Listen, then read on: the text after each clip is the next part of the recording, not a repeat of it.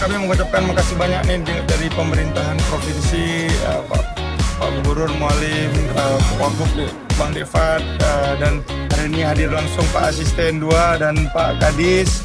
Makasih banyak atas bantuannya ke nelayan-nelayan kami di pemerintahan Kota Banda Aceh. Kami berharap dengan bantuan ini seperti Pak Asisten sampaikan tadi, ini bisa sangat bermanfaat bagi kawan-kawan nelayan, khususnya nih di Lunaga, karena yang kita tahu keadaan cuaca yang nggak menentu beberapa bulan ini. Semoga ini bisa bermanfaat bagi kawan-kawan nelayan yang ada. Memang seperti Pak Asisten sampaikan tadi, semua kita berserah ke Allah SWT, tapi ini adalah ikhtiar kita biar kawan-kawan para nelayan bisa kembali dengan selamat ketika mereka mencari sedikit rezeki di laut lepas sana. Jadi sekali lagi kami mengucapkan makasih banyak nih Pak Asisten, Pak Kadis yang sudah memberikan banyak life jacket hari ini dan bisa bermanfaat bagi para nelayan kami di Kota Banda Aceh.